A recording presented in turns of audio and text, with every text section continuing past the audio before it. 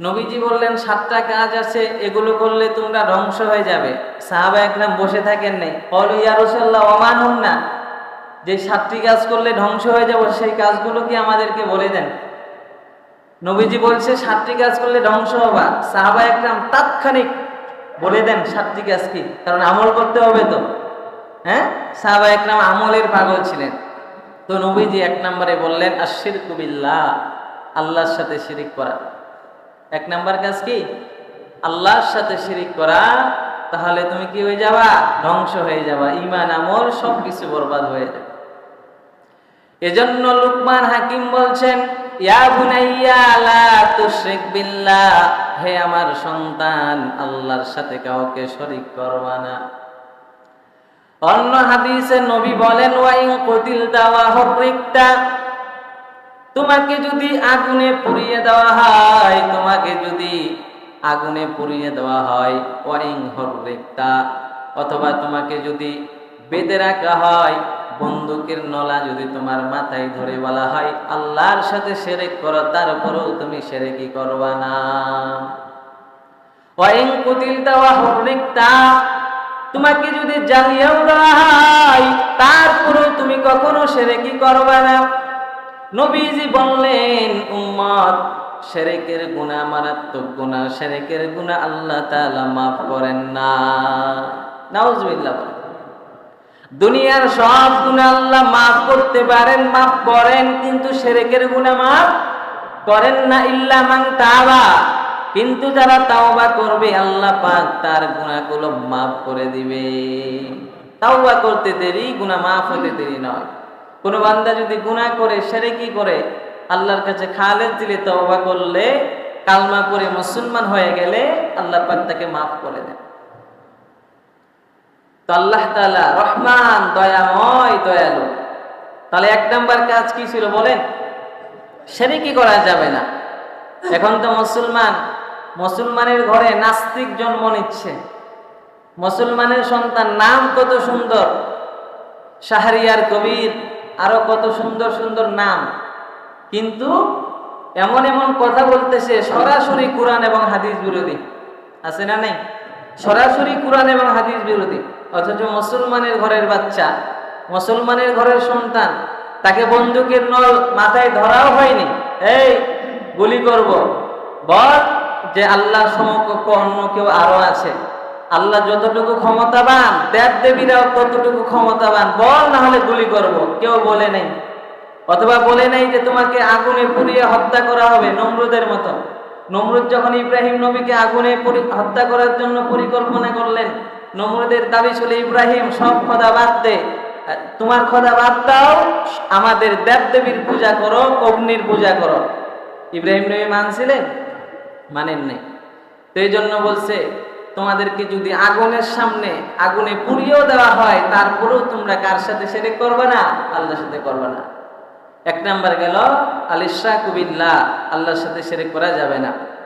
2 number ওয়াস-সিহরু, জাদু টনা করা। সিহর মানে কি? আমাদের একটি ভুল প্রবাদ বাক্য আছে। কি প্রবাদ বাক্য বলেন? ভুল প্রবাদ বাক্য আছে। আমাদের অনেকেই বলেন সেহরি খাবেন না, বলে কি বলে না? সেহরি মানে কি? জাদু। আর সাহরুন মানে রাতের খাবার। কথা বুঝাইতে পারলাম? তাহলে শব্দটা সেহরি না সাহরি? আমাদের মাঝে এই ভুল তথ্যটা ছিল কি ছিল না? সেহরি বলতেন আপনারা, আসলে এই শব্দটা কি সেহরি না সাহরি? সাহরি। আর সেহরি বললে জাদু। সেহরুন শব্দের অর্থ কি? জাদু টনা করা। আর সাহরুন শব্দ হলো রাতের খাবার খাওয়া। তাহলে আমরা যে রাতে খাবার খাই, শব্দটার নাম কি আরবি থেকে? সাহারুন। তাহলে আগামী থেকে সেহরি বলবেন নাকি সাহারি বলবেন? দন্তাশয় আকার সা, দন্তাশয় আকার না, দন্তাশয় আকার, এটা হলো সাহারি। 2 নাম্বার নবীজি বলছেন, 7টি ধ্বংসাত্মক কাজ থেকে নিজেকে বাঁচাইতে হলে 2 নাম্বার কাজ হলো জাদু টনা করা যাবে না। মানুষের সাথে শত্রুতা করে, কালা জাদু করে, কালা জাদু আছে না নাই? তাবিজ আরো কত কিসের মাধ্যমে কালা জাদু করে অবশ করে রাখতে চাই। ফ্যামিলির কথা বাদেই দিলাম, কোন ভাই আরেক ভাইয়ের উন্নতি দেখতে পারে না। এমন সমাজে আমরা বসবাস করি, ভাই ভাইয়ের উন্নতি দেখতে পারে না। এরে নবীর উম্মতের দল, আল্লাহর নবী বলেন জাদু এমন খারাপ জিনিস, কোন বান্দা যদি কোনো বান্দার জন্য কালা জাদু করে, ওর যত আমল আছে বরবাদ হয়ে যাবে, সব আমলগুলো ধ্বংস করে দিবে কে? কালা জাদু করবা না, মানুষকে বশ করবা না, অন্যের উন্নতি দেখে তুমি নিজেকে জ্বলন হিসাবে নিবা না, অন্যের উন্নতি দিকে হিংসা করবা না। জাদু টনা করা কবিরা গুনাহ, হারাম। এরে নবীর উম্মতের দল, একজনের উন্নতি দেখে তোমার জ্বলন শুরু হয়ে গেল, কিভাবে তাকে নিচে নামানো যায় এই চিন্তা তোমার ভিতরে ঢুকে গেল। অথচ সাহাবা একরাম আর নবীর আমলগুলো পড়ে দেখেন, ওরা কখনো কাউকে দেখে হিংসা করতেন না। লা হাসাদা ইল্লাস্তাতাইন, দুই জায়গায় হিংসা করা জায়েজ। এক নাম্বার, রাজুলুন, এমন একজন ব্যক্তি, যেই ব্যক্তি কোরআন তিলাওয়াত করে, ওই ব্যক্তির চাইতে আমি আরো বেশি কিভাবে তিলাওয়াত করতে পারি, এখানে হিংসা করা জায়েজ। এক ব্যক্তি দৈনন্দিন এক পারা কোরআন তিলাওয়াত করেন, আমি কিভাবে 2 পারা কোরআন তিলাওয়াত করব, এইভাবে যদি আমি হিংসা করি এটা বৈধ। অথবা নবীজি বললেন, এই জায়গায় তুমি যদি হিংসা করে কোরআন তিলাওয়াত করো জায়েজ হবে। দিনের কাজে, ইসলামের কাজে, সওয়াবের কাজে, আমলের ক্ষেত্রে যদি তুমি হিংসা করো সেটাও বৈধ। একজন দৈনিক 20 রাকাত নফল নামাজ আদায় করেন, আপনি 40 রাকাত কিভাবে আদায় করবেন যদি আপনার অন্তরে হিংসা হয়? এই জায়গায় হিংসা করা জায়েজ। একজন 10 তলা বিল্ডিং এর মালিক, আপনি যদি বলেন 11 তলা না হইলে ঘুম আসবে না, জায়েজ নাই, হারাম। একজনে 10 কোটি টাকার মালিক, আপনি কিভাবে 11 তলা বিল্ডিং এর মালিক হবেন? যদি এই চিন্তা চেতনা আপনার অন্তরে আসে, মনে রাখবেন এটা হলো হিংসার অনল, এটা জায়েজ নাই, হারাম। তাহলে আমলের ক্ষেত্রে সাহাবা একরাম হিংসা করতেন। আবু বকর আমল করতেন, উমর চাইতেন আবু বকরকে কিভাবে আমলের দিক দিয়ে ডিঙ্গিয়ে যাওয়া যায়। এর নবীর উম্মত, তাবুক যুদ্ধের ঘটনা, আল্লাহর নবী বললেন সাহাবা একরাম, তোমরা জিহাদের ময়দানের সামগ্রী কেনার জন্য যার যেমন সামর্থ্য আছে দান করো, যার যেমন আল্লাহ সম্পদ দান করে আল্লাহর রাস্তায় দান করো। জিহাদের ময়দানে গেলে তলোয়ারের প্রয়োজন আছে, বিভিন্ন আসবাবপত্রের প্রয়োজন আছে। ও সাহাবা একরাম, মুসলমানদের বাইতুল মালে কোনো খাজানা নাই, তোমরা যার যার যতটুকু সামর্থ্য আছে দান করো। এবার ওমরে ফারুক মনে মনে অনেক খুশি হয়ে গেলেন। ওমরে ফারুক কেমন সাহাবী! এই ওমরে ফারুক কোন সময় আবু বকরকে আমলের দিক দিয়ে হারাইতে পারে নাই। আজকে ওমরের দিলে বড় আনন্দ। এমন সময় রাসূলুল্লাহ জিহাদের ময়দানের জন্য সাহায্য চাইছে। আজকে আবু বকরের কাছে কিছুই নাই, আমি ওমরের আলহামদুলিল্লাহ এখন দান করার মতো অনেক সম্পদ আমার আছে। আজকে মনে হয় আমি দান করিয়া আবু বকরকে হারিয়ে দিব। এর নবীর উম্মতের দল, এইবার হযরত ওমর রাদিয়াল্লাহু তাআলা আনহু তার সমস্ত সম্পদকে 2 ভাগে ভাগ করলেন। কয় ভাগে? ওমরে ফারুক 2 ভাগে ভাগ করার পর 1 ভাগ সম্পদ আমার নবীকে দান করে দিলেন। এবার নবী বললেন, রে ওমর, তুমি তোমার ফ্যামিলির জন্য কিছু রাখছো নাকি সবগুলো দিয়ে দিছো বলো? ওমর ডাক দিয়া কয়, পয়গম্বর, আমি যেই পরিমাণ সম্পদ দান করছি ওই পরিমাণ সম্পদ ফ্যামিলির জন্য রাখছি। এবার নবী আমার সবাইকে দান করার পর আবু বকর রাদিয়াল্লাহু তাআলা আনহু সবকিছু ঘরের মধ্যে যা ছিলেন আবু বকর সবকিছু গাঁটটি গুট্টি বাঁধিয়া নবীর দরওয়াজায় হাজির হয়ে গেলেন। আল্লাহর নবীর কাছে দানগুলো দিয়া দিলেন। আর নবীকে বললেন, ও নবী, আমি আবু বকর আজকের দিনে আমার ঘরে একটা সুতা পর্যন্ত রাখি নাই রে নবী। আমার ঘরের দেওয়ালগুলো আমি তন্ন তন্ন করে খুঁজেছি, কোথাও কোনো একটা সই পর্যন্ত পাইছি, সেটাও দান করে দিছি। আল্লাহু আকবার। আবু বকরের ঘরে টাকা নাই, আবু বকর ঘরের দেওয়ালগুলো তন্ন তন্ন করে খুঁজছেন, কোথায় কোনো অলংকার পাওয়া যায় কিনা, কোথায় কোনো সই পাওয়া যায় কিনা। যেগুলোই পাইছেন ওমরে ফারুক সবগুলো নবীর কাছে দিয়া দিলেন। এবার আমার আল্লাহ তাআলা জিবরাইল আমিনকে আমার নবীর কাছে পাঠিয়ে দেয়। জিবরাইল আমিন আমার নবীর কাছে আইসা আমার নবীকে জিবরাইল আমিন সালাম জানাই, ও নবী আমার, আল্লাহ তাআলা আপনাকে সালাম জানাইছেন।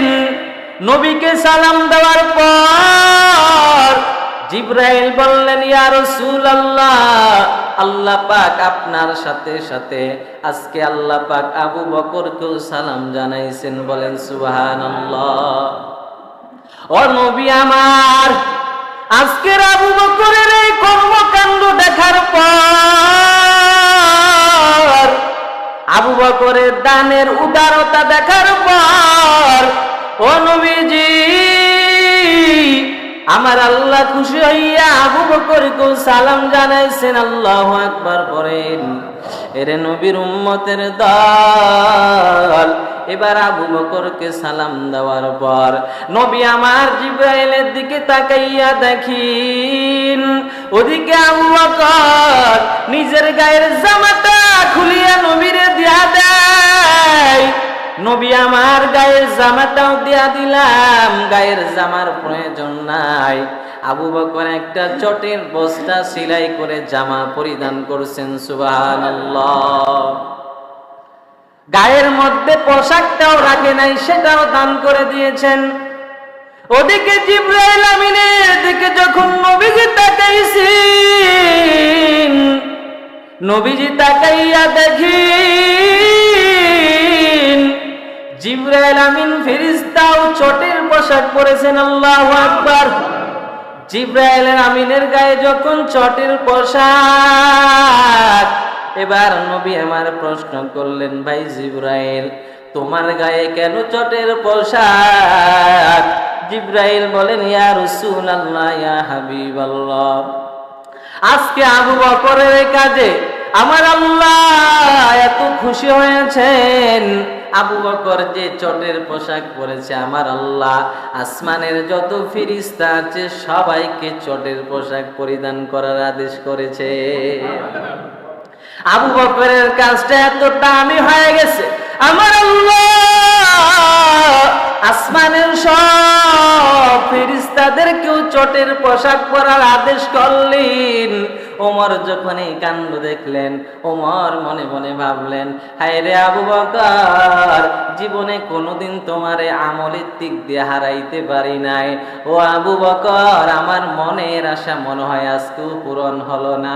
তোমার দানটা যদিও কম হয়, কিন্তু আমার আল্লাহ তোমার দানটা কবুল করেছে। এরে নবীর উম্মতের দল, আমি প্রায় সময় বলি, ধনী মানুষ 1 কোটি টাকা দান করলে যে সওয়াব পায়, গরিব মানুষ যদি ইখলাসের সাথে 1 টাকা দান করে সেও সেই পরিমাণ সওয়াব পায়। দান করার জন্য বেশি টাকার প্রয়োজন নাই রে বাবা, শুধু মনটারে আল্লাহর কাছে বলেন, হে মালিক, তুমি আমারে গরিব বানাইছো, লক্ষ লক্ষ টাকা দান করার সামর্থ্য আমার নাই, আল্লাহ এতটুকু দান করতে পারলাম, কবুল করে নাও। আমার আল্লাহ আবু বকরের মতো আপনার দানটাকেও কবুল করে নিবে। দান যতটুকুই হোক, দানটার মধ্যে যদি ইখলাস থাকে, আবু বকরের মতো খালেস নিয়ত যদি থাকে, আমাদের এই দানটাও আল্লাহ কবুল করে নেবেন। তাহলে 2 নাম্বার কি গেল? ওয়াসসিহরু, জাদুটনা করা যাবে না। আরেকজনের উন্নতি দেখে তাকে কিভাবে নিচে নামানো যায়, এই পচা টেকনিক ব্যবহার বন্ধ করতে হবে। কথা বুঝাইতে পারলাম? আমার দোকানে বিক্রি কম হয়, আরেক দোকানে বিক্রি বেশি হয়, কিভাবে তার ব্যবসাটা ডাউন করা যায়, এই সমস্ত কূটনীতি আমাদের অন্তর থেকে বের করতে হবে। কথা বুঝাইতে পারলাম? আমার পাশের ভাই 5 ওয়াক্ত নামাজ পড়ে, নামাজের সময় দোকান অফ, আমি দোকান খুলে বেশি লাভবান হতে পারবো, এই নিয়তে ব্যবসা করলে আমার ব্যবসা আরো ঠাডা পড়বে। কথা বলেন না কেন? এজন্য 2 নাম্বার ওয়াসসিহরু, জাদু টনা করা যাবে না। 3 নাম্বার ওয়াকাতুন নাফসিল্লাতি হারামাল্লাহু ইল্লা বিল হক, আল্লাহ তাআলা যাকে হত্যা করা নিষেধ করেছেন তাকে হত্যা করা যাবে না। আজকে তো আমরা নেতার কথায় আজকে কত মানুষকে হত্যা করি কি করি না? হত্যা করে, কুপাইয়া হত্যা করে। কিছুদিন আগে ঢাকায় ঘটনা ঘটলো না, এক সাংবাদিককে পাথর দিয়ে মেরে হত্যা করে দিল। যদি দেশে ইসলামী আইন থাকতো, যেই সন্তান যাকে হত্যা করা হলো বিকালবেলা, তার হত্যাকারী যারা আছে তাদেরকে যদি ইসলামী আইন অনুসারে পাথর নিক্ষেপ করে হত্যা করা হতো, মাগরিবের সময় যদি সাংবাদিককে মারা হয়, রাতের বেলা যদি ওই সাংবাদিককে যারা মেরেছেন তাদেরকে যদি সবার সামনে সোহরাওয়ার্দী উদ্যানে যদি গর্ত খুঁড়ে পাথর নিক্ষেপ করে হত্যা করা হয়, যারা ধর্ষণ করে ধর্ষণকারীদেরকে সবার সামনে যদি হত্যা করা হয়, এভাবে যদি জায়গায় জায়গায় ইসলামী শাসন কায়েম হয়, তাহলে আর কখনো কোনো মানুষ জেনা করার মতো অপরাধ, কোনো মানুষ চুরি করার মতো অপরাধ, কাউকে হত্যা করার মতো অপরাধ কোনো মানুষ দুঃসাহস দেখাতে পারবে না। পারবে? ইসলামী শাসন যদি থাকতো তাহলে কেউ স্বাধীন বাংলার ভূমিতে কোনো মানুষ কেউ কোনো মায়ের বুক খালি করার সাহস দেখাতে পারতো না। রাজনীতি আছে, থাকতেই পারে, তাই বলে মানুষের জীবন নিয়ে খেলবো এমন রাজনীতি, এমন নোংরা রাজনীতি আমি করতে চাই না। রাজনীতি করতেই পারি, তাই বলে আমার মায়ের মুখ খালি করব?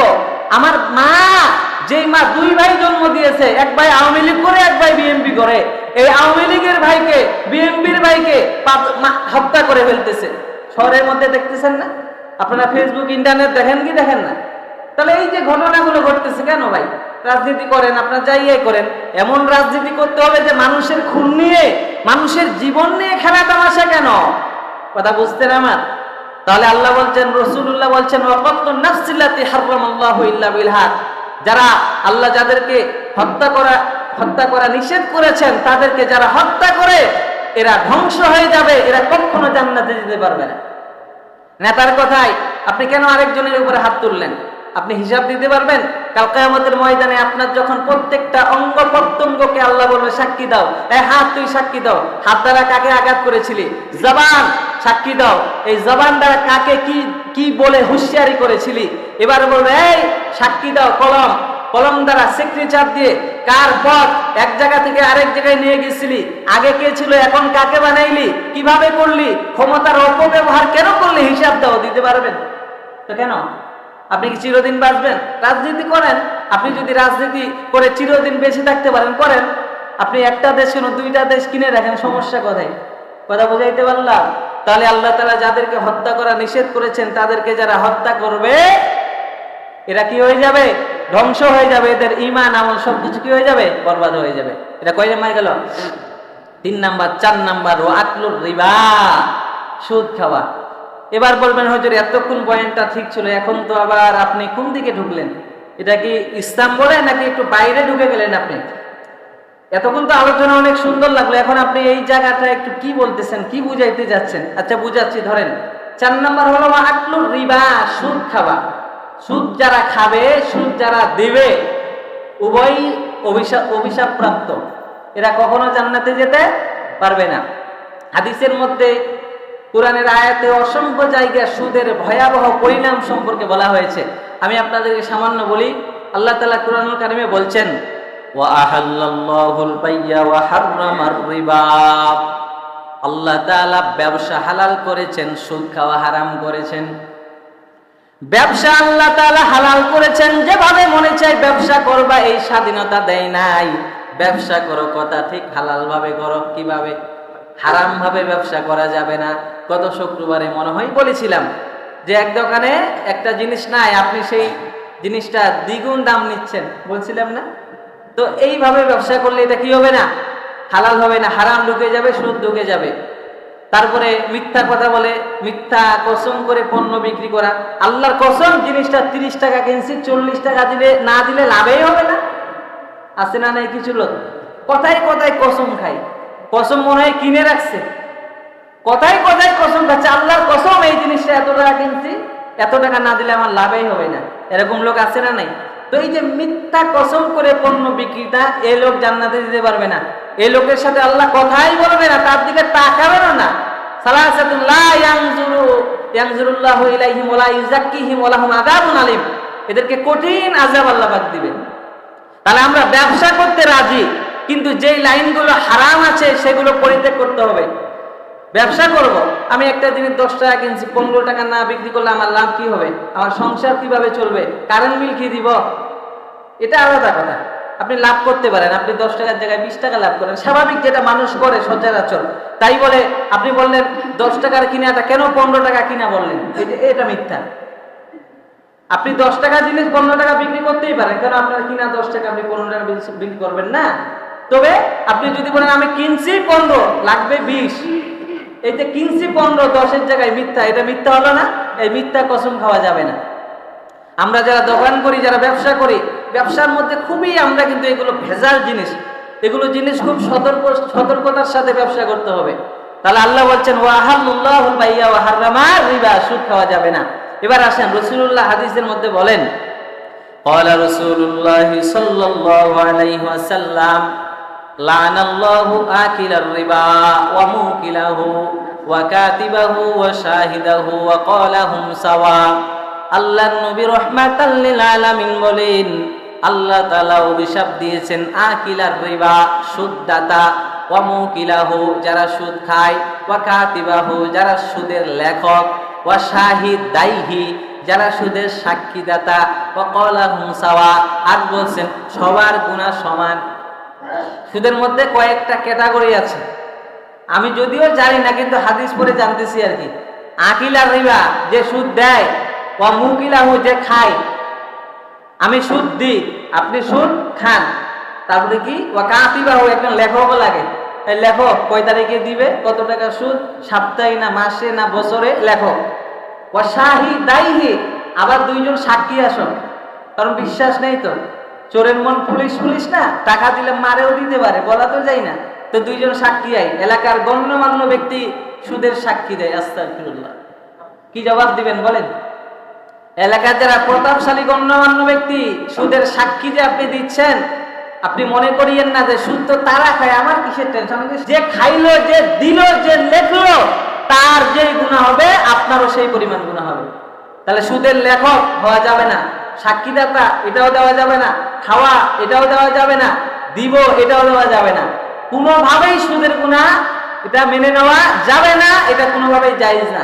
আল্লাহ এবং তার রাসূলের কি আছে? অভিশাপ আছে, লানত আছে।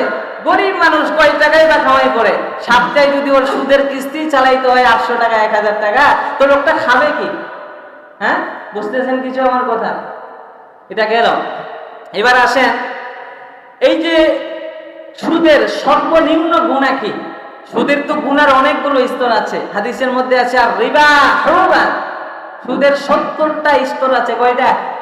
আরেক হাদিসে 73টা। কয়টা? 73টা। তার মধ্যে সর্বনিম্ন যে গুনাহটা, আইয়ানকিহার রাজুল উম্মাহু, নিজের মায়ের সাথে জেনা করার সমতুল্য। নাউযুবিল্লাহি মিন যালিক। সর্বনিম্ন গুনাহ কিন্তু এটা সর্ব হাই লেভেলের গুনাহ এমনটা কিন্তু না। সর্বনিম্ন গুনাহ হলো নিজের মায়ের সাথে জিনা করা। কেউ যেমন চাই না নিজের মায়ের সাথে জিনা করা, তাহলে তাকে সুদ ঘুষ এগুলো থেকে বেঁচে থাকতে হবে।